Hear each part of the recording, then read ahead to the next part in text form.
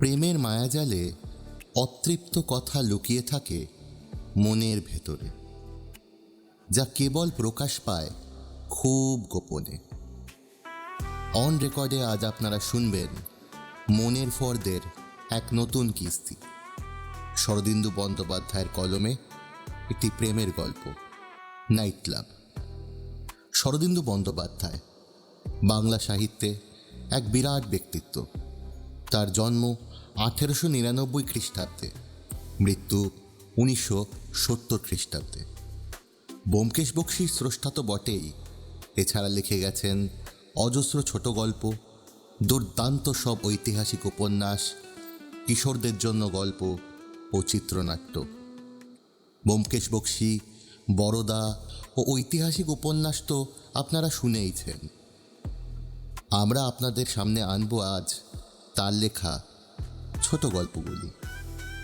আজকের গল্পটি লেখা হয়েছিল 21শে চৈত্র 1345 বঙ্গাব্দে, অর্থাৎ 4 এপ্রিল 1939 সালে। শ্রোতাদের সুবিধার জন্য গল্পের ভাষা একটু সহজ করে নেওয়া হয়েছে। গল্পের প্রধান চরিত্রে গল্পের কথক ফাল্গুনী ও মীনা। শুরু হচ্ছে নাইট ক্লাব।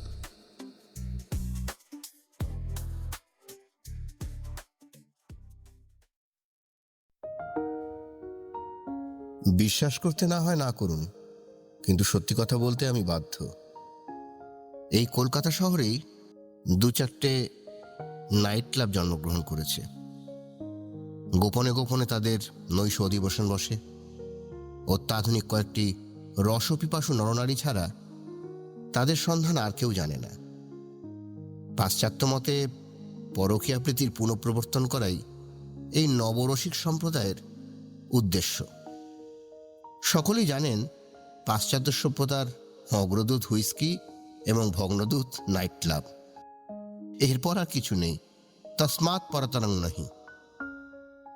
যুবতীর নাম মীনাক্ষী, সংক্ষেপে মীনা।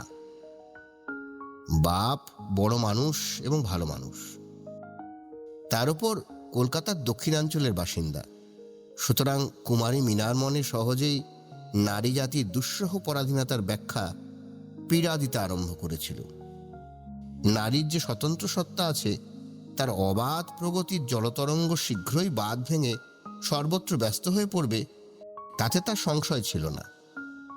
পিতা অর্থ ব্যয় করে তরুণী কন্যাকে পালন করতে বাধ্য। স্বামী যদি খোরপোশ দিতে অস্বীকৃত হয়, আদালত আছে। কিন্তু তাই বলে এরা নারীর যথেচ্ছ প্রগতিতে বাধা দিতে চায় কোন অধিকারে? মীনার মনোভাব তপ্ত দুগ্ধের মতো পারিবারিক ঝগড়া ছাড়িয়ে ছাপিয়ে যাবার অক্ষরে উঠলে পড়ছিল। এই ফেনচ্ছলতা যে পাত্রে সঞ্চিত হয়েছিল তার নাম পেয়ালা। পেয়ালা সাপ্তাহিক পত্রিকা। নবতন্ত্রের নবীন তান্ত্রিক শ্রীমান ফাল্গুনী এর স্বত্বাধিকারী এবং সম্পাদক। শ্রীমান ফাল্গুনী তার সম্পাদকীয় স্তম্ভে লিখেছেন, বাঙালি, ছিঁড়ে ফেলো এই পুষ্পরচিত নিগরের বন্ধন, নরনারীর যৌন সম্পর্ক নির্বিঘ্ন করো। বিবাহের অন্ধকূপে আবদ্ধ হয়ে তোমার পৌরুষ নির্বীর্য হয়ে পড়েছে, তাকে মুক্তি দাও। দোহাই তোমার বিয়ে করো না। নিতান্তই যদি বিয়ে করতে চাও, সখ্য বিবাহ করো, যাচাই বিবাহ করো, আর তাও যদি না করো, রসাতলে যাও। যাচাই বিবাহ কথাটা খড়ের আগুনের মতো তরুণদের হৃদয়ে জ্বলিতে থাকত। আহা, কবে সেদিন আসবে যখন যাচাই করতে করতে জীবন কেটে যাবে, বিয়ে করে ভারগ্রস্ত হওয়ার প্রয়োজন হবে না। শুধু তরুণ নয়, তরুণীরাও চঞ্চল হয়ে উঠেছিল। মীনা ফাল্গুনীকে চিঠি লিখল। ধন্য আপনার নাম ফাল্গুনী।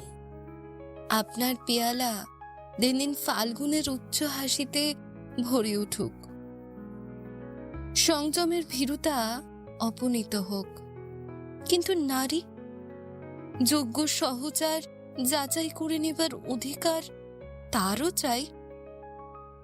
নারী আর গুটি পোকা নয়, সে এখন প্রজাপতি। ফুলে ফুলে মধুপান করে বেড়াবার অধিকারও তার আছে, এ কথা ভুলে যাবেন না।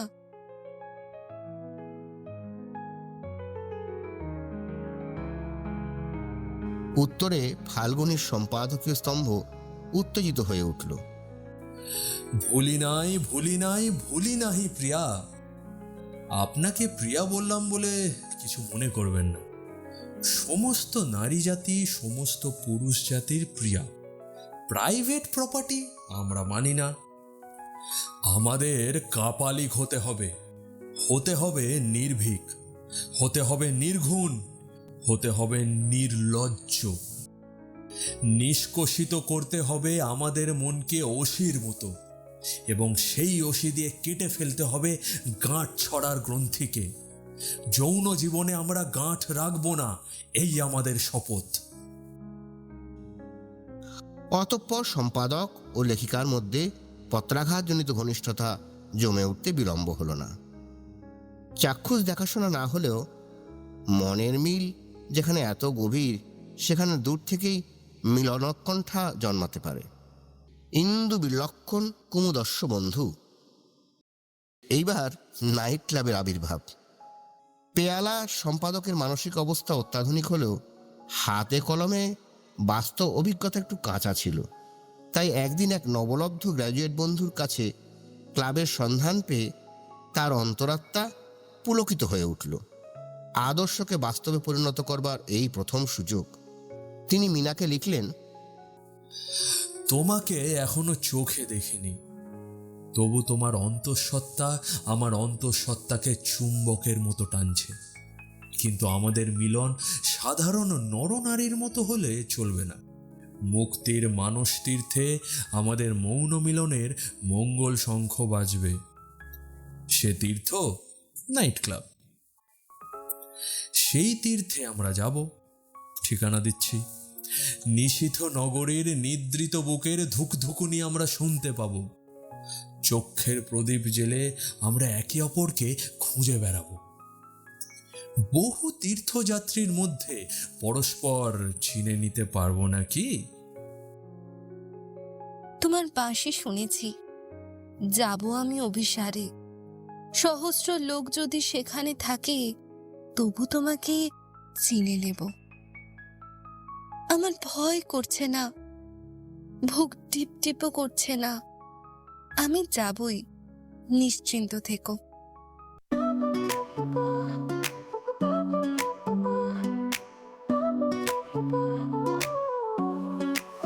বাতাসে গরম করতে লেগেছে সুর, নতুন ক্লাবে প্রথমবারের মতো আসে ঘুরে। বন্ধুরা নাই, তাকে শুধু একা ভাবে, আলোর মাঝে হারিয়ে যায় একা একা ভাবে। হারিয়ে খুঁজে দেখে সবাই মুখে হাসি, কিন্তু হৃদয়ে কেন জানি যন্ত্রণা আসছে এসে। সময়ের গুলো পার করতে চায় একটা সঙ্গী, কিন্তু কেউ আশেপাশে বসে না সময়ে। ওরে মেয়ে ক্লাবে এসে জন কাছে তুমি, আলো ঝলমলে নেই যে পাশে কোনো সাথী। হারিয়ে যাওয়াটা সহজ, তোমার নেই কিছু বাধা, কিন্তু জানো একদিন পাবে একসঙ্গে না।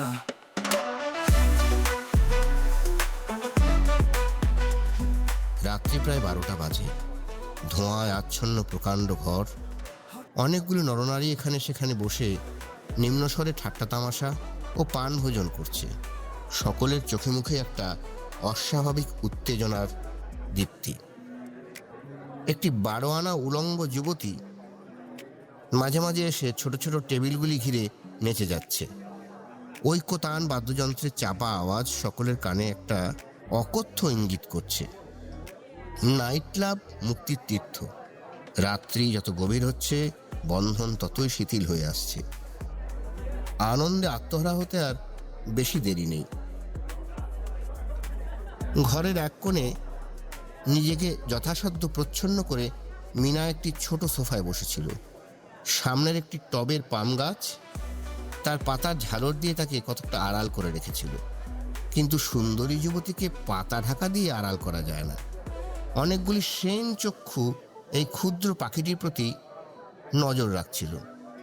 পরিপাটি বেশধারী একটি কদাকার যুবক অদূরে অন্য একটি টেবিলে বসে নিবিষ্ট মনে সবুজ রঙের এক প্রকার পানীয় চুমুকে চুমুকে আস্বাদন করছিল এবং ঘাড় ফিরিয়ে মিনাকে দেখছিল। সেও একা, সঙ্গিনী নেই। মিনার বুক ঢিপঢিপ করছিল, গলা শুকিয়ে কাঠ হয়ে গিয়েছে। প্রায় আধ ঘন্টা সে এখানে বসে আছে, কিন্তু কই ফাল্গুনীকে তো চিনতে পারল না। মনে মনে সে ফাল্গুনী যে চেহারা কল্পনা করে রেখেছিল সেরূপ চেহারার লোক তো একটিও এখানে নেই। সে কল্পনা করেছিল উজ্জ্বল গৌরবর্ণ ছিপছিপে একটি যুবক, চোখে ঈশ্বর ধোঁয়াটে কাচের চশমা, ঠোঁটের কোণে উচ্চ অঙ্গের একটি হাসি। সে এসে মিনার সম্মুখে দাঁড়াবে, গভীর দৃষ্টিতে ক্ষণকাল চেয়ে থেকে মৃদু গম্ভীর স্বরে বলবে, মিনা, চিনেছি তোমাকে, এসো আমার সঙ্গে। মিনা অমনি উচ্ছ্বলিত চমকে উঠে হাত বাড়িয়ে দেবে, বলবে, পথ ভেদে দিল বন্ধনহীন গ্রন্থি, আমরা দুজনে চলতি হাওয়ার পন্থী। কিন্তু কই, কোথায় তার মানুষ ফাল্গুনী? ব্যাকুল দৃষ্টিতে মিনা আরও একবার চারিদিকে চেয়ে দেখল। 12 আনা উলঙ্গ মেয়েটা নির্লজ্জ ভঙ্গিতে নাচছে। সকলের মুখে চোখে এমন একটা ভাব যা দেখতে দেখতে সংকোচ হয়। অদূরে বসে কদাকার যুবকটি তার দিকে তাকে একটা বিশ্রী হাসি আরম্ভ করেছে। তার নাক মুখ থেকে সিগারেটের ধোঁয়া ধীরে ধীরে নিঃসৃত হচ্ছে, যেন তর অন্তরের কলুষিত বাষ্প বিবর হতে বাইরে বেরিয়ে আসছে। চোখ বুজে মিনা শক্ত হয়ে বসে রইল। কি করবে যদি ফাল্গুনী না আসে? এখান থেকে বাইরে বের হবে কি করে? এরা যদি বাইরে বেরোতে না দেয়? ঘাড়ের কাছে একটা তপ্ত নিঃশ্বাস অনুভব করে সে চমকে উঠল।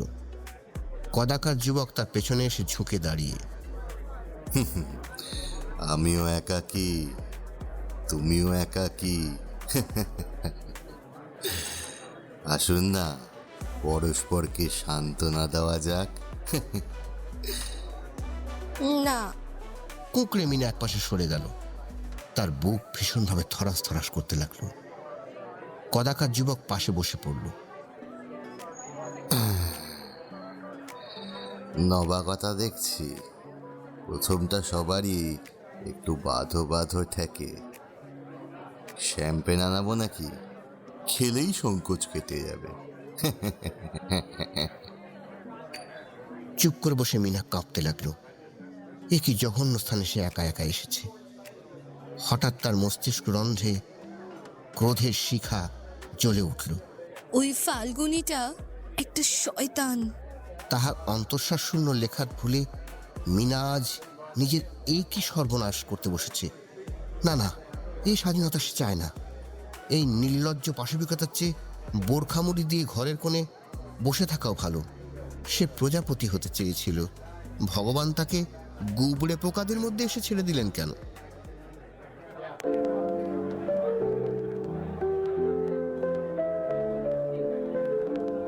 ঘরের আলো যে ক্রমে কমে আসছে তা মিনা বুঝতে পারে না। একটা একটা করে বাল্ব নিভে যাচ্ছে।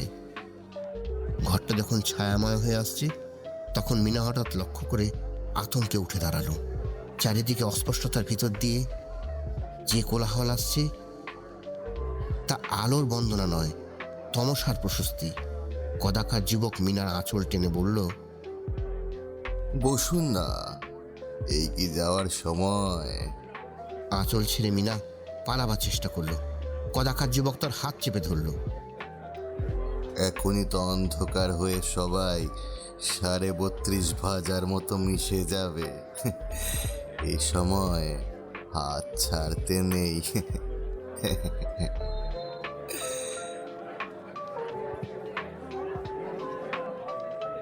এই সময় কোথা থেকে আর একটা হাত এসে কদাকার যুবকের কবল থেকে মিনার হাত ছিনিয়ে নিল।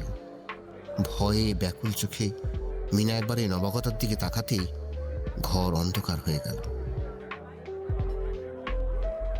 নতুন স্বর মিনার কানে কানে বলল, আসুন, আপনাকে ঘরের বাইরে নিয়ে যাচ্ছি। নতুন কণ্ঠস্বর শুনে মিনা আশ্বাস পেল। মুহূর্তের জন্য যে মুখখানা সে দেখতে পেয়েছিল তাহাও ভদ্রলোকের মুখ, লালসার পাখ মাখানো নয়। মিনা সজোরে তার হাত চেপে ধরে বলল, শিগগিরই চলুন, আমি নিঃশ্বাস ফেলতে পারছি না। অবরুদ্ধ উত্তর অন্ধকারে কিছুক্ষণ সাবধানে চলবার পর একটা দরজা, আর খানিকটা দূর যাওয়ার পর আরো একটা দরজা। তারপর খোলা আকাশের মুক্ত বাতাস, মধ্যরাত্রির নির্জন পথে জনমানব নেই, শুধু তারা দুজন। ল্যাম্পপোস্টের নিচে দাঁড়িয়ে দীর্ঘ কাঁপা কাঁপা নিঃশ্বাস নিয়ে মিনা বলল, একটা ট্যাক্সি, আপনি আমাকে দয়া করে বাড়ি পৌঁছে দিন, আমি একলা যেতে পারবো না।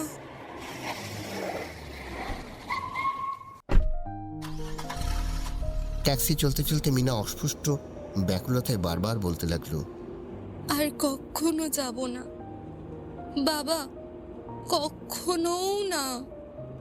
কদাকার যুবকের হাতে স্পর্শে হাতে যেন এখনো পচা অসুচিতার মতো লেগে আছে। চোখের জলের ভেতর দিয়ে সে পাশের যুবকটিকে দেখল। সুশ্রী নয়, উজ্জ্বল গৌরবর্ণ, ছিপছিপে গঠন নয়, চোখে ধোঁয়াটে কাঁচের চশমাও নেই। যা দু একটি কথা সে বলছে তাহাও নিতান্তই মামুলি। অথচ মিনা বলল, ফাল্গুনিটা একটা কেঁচো। যুবক সহানুভূতিপূর্বক ঘাড় নাড়ল। ফাল্গুনি কে তা জানবার ঔৎসুক্য পর্যন্ত দেখালো না। মিনা বলল, ওই প্রথমের আগে আমি আর কখনো ওরকম জায়গায় যাইনি। যুবক গলার মধ্যে সমবেদনাসূচক শব্দ করল। আমারও এই প্রথম। মিনা হঠাৎ উদ্দীপ্ত কণ্ঠে বলল, ফাল্গুনি কে জানেন? একটা নোংরা দুর্গন্ধ সাপ্তাহিকের সম্পাদক। তার মুখ দেখলে পাপ হয়, আর লেখা পড়লে গঙ্গা স্নান করতে হয়। আর যদি কখনো আমি ট্যাক্সি বাড়ি এসে পৌঁছল। মিনা অপ্রশস্ত সহজতায় যুবকের হাত ধরে বলল, ধন্যবাদ, আমাকে খুব খারাপ মেয়ে মনে করবেন না। ফাল্গুনিটা নিশ্চয়ই মদ খায়। মুক্তি কাকে বলে আমি আজ টের পেয়েছি। বাবার সঙ্গে আপনার আলাপ করিয়ে দেব। কাল আসবেন কি? নীরবে একবার মাথা ঝুঁকিয়ে যুবক প্রস্থান করল।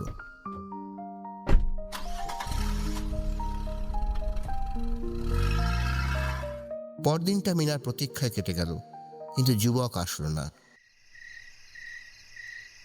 সন্ধ্যাবেলায় আসলো ফাল্গুনির চিঠি। রাগে মিনার ইচ্ছে হলো চিঠিটা না পড়ে ছিঁড়ে ফেলতে, কিন্তু নাইট ক্লাবে নিজে না যাওয়ার কি কৈফত দিয়েছে তা জানবার জন্য চিঠি পড়তে হলো। মিনা, মিনা, তুমি আমায় বিয়ে করবে? কাল বলতে পারলাম না। তুমি ট্যাক্সিতে আমাকে যা বলেছিলে সব সত্যি। শুধু আমি মদ খাই না, সত্যি বলছি। একবার খাবার চেষ্টা করেছিলাম, কিন্তু যথাসর্বস্ব বমি হয়ে গেল।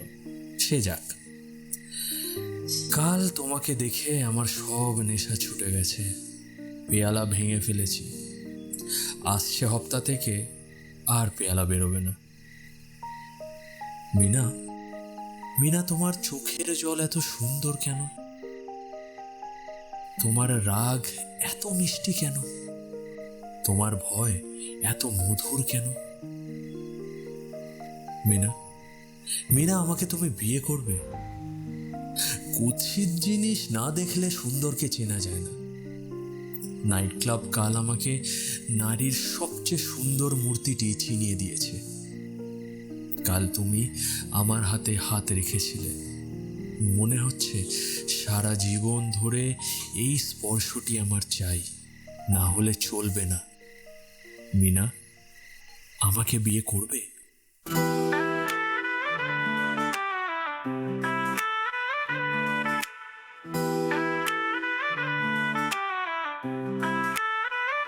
তোমার চোখে তারার আলো, আজ রাতে খোলা শিরা।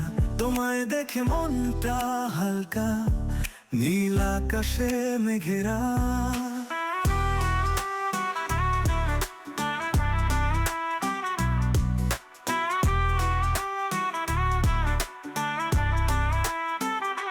ক্লাবের সেই রাতটা ম্যাজিক, তোমার হাসি জাদু বাঁধা। আমার জীবনে ছিলাম একা, তুমি চিনতে হয়তো বাধা। তুমি যদি আমার হও, ভুলেগুলো কেন হোক না ছোঁয়া। তুমি যদি আমার হও, আমি তাতে পাবো খুশির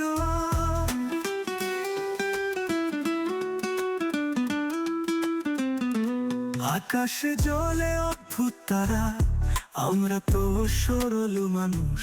তোমার চোখে দেখি ডোবা, আমায় নিয়েও তোমার প্রিয় রূপ।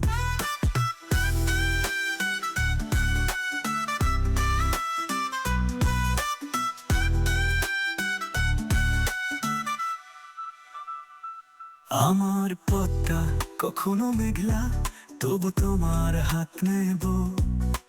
সামনে কিছু হাওয়া হোক, সঙ্গে যদি থাক শুধু বছর। তুমি যদি আমার হও, ভুলেগুলো কেন হোক না ছোঁয়া। তুমি যদি আমার হও, আমি তাতে পাবো খুশির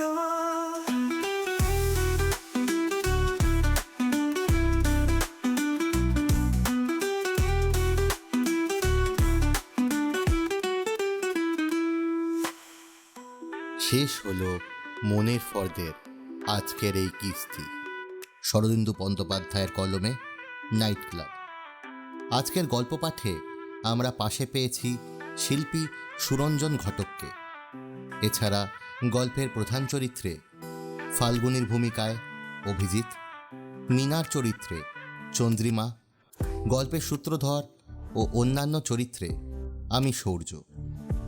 গল্পে যে গানগুলি ব্যবহার করা হয়েছে তার কণ্ঠে রয়েছে প্রীতম এবং ক্রোমাটিক কাল ব্যান্ড। এছাড়া বিশেষ ধন্যবাদ জানাই শিল্পী সুরঞ্জন ঘটককে, চন্দ্রিমাকে ও ক্রোমাটিক কালকে আমাদের পাশে থাকার জন্য। আগামী সপ্তাহে আরও রোমাঞ্চকর গল্প নিয়ে ফিরে আসবে অন রেকর্ড। যদি আপনাদের মধ্যে কারো কোনো গল্প বা আপনাদের কোনো লেখা যদি অন রেকর্ডের মাধ্যমে শ্রোতাদের শোনাতে চান, তাহলে নিচে দেওয়া মেল আইডিতে নিজের পরিচয় সহ 60 শব্দের লেখা পাঠিয়ে দিন। গল্পের বা উপন্যাসের ক্ষেত্রে কোনো বিষয় নেই, শব্দসীমা চেষ্টা করবেন 20 পাতা অথবা 4000 বা 5000 শব্দের মধ্যে রাখতে। এছাড়া অন রেকর্ড খুঁজছে আপনাদেরকে। কেউ যদি আমাদের সঙ্গে যুক্ত হতে চান পুরুষ বা মহিলা কণ্ঠ হিসাবে, তাহলে নিজের কণ্ঠ রেকর্ড করে এই মেলে পাঠিয়ে দেবেন। ধন্যবাদ।